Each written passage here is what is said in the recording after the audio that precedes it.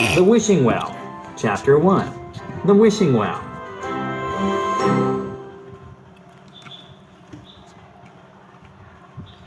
Moving is never easy. Moving from a big city like Chicago to a small country village is even harder. Just ask the boss Shurant. There's nothing to do here, complained the oldest, named Sai. I don't see any shops. Why, Zena, the second oldest among her siblings, her nickname was Panther. When her younger brother Bobby was little, he couldn't say Thea. He called her Panther instead. And now the other did it too. Do you mean we don't have the internet? Cried Bobby, looking up at his father. Eek! What's that?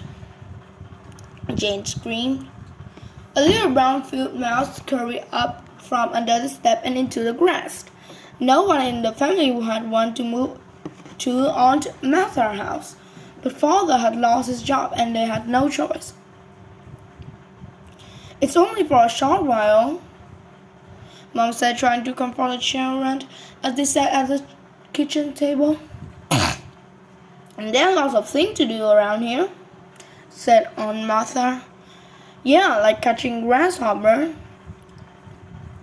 Sign said in a rather nasty way. Grasshoppers? Where? Screamed Jane. To make matters worse, Mother and Father left the next morning.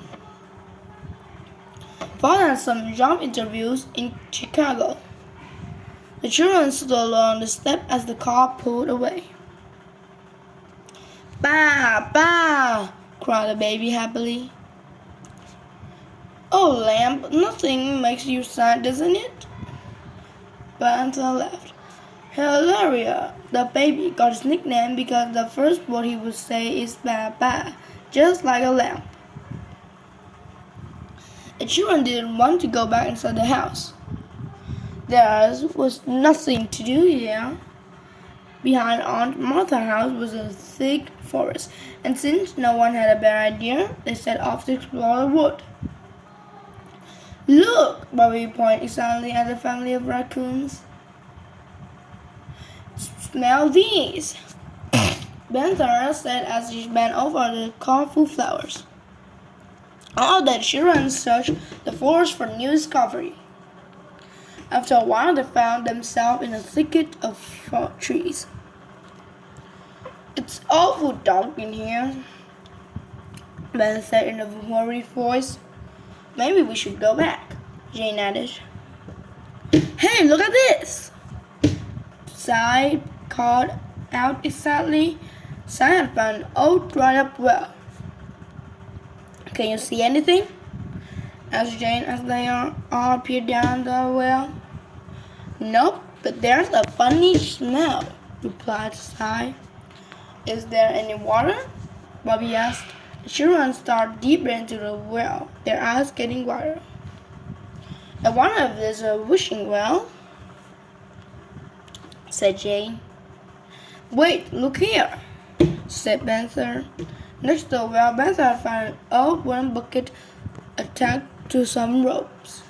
Let's lower this bucket and see what's down here, she said. What's she doing? Bobby pointed to Jane. Jane's eyes were closed and she was holding onto a coin. I'm making a wish, she replied. Suddenly she turned around and threw the coin over her shoulders and into the well. Clink, clink, clunk, a voice cried from the well. Do you hear that? Whispered Bobby. Hello, down there, Sai shouted. His voice echoed inside the well, then silence. I'm sure I heard something, said Bobby. Do you think it's an animal? Jane asked worriedly. There's only one way to find out, Sai said excitedly. He lowered his bucket down the well. Can you feel anything? Panther asked. Oh, hurry up, will you? Bobby said impatiently. Sai pulled the bucket up. It's full of mud, soda cans, and old shoes, and some rocks. Simon lowered the bucket again several times. There are something in the well. He determined to find it.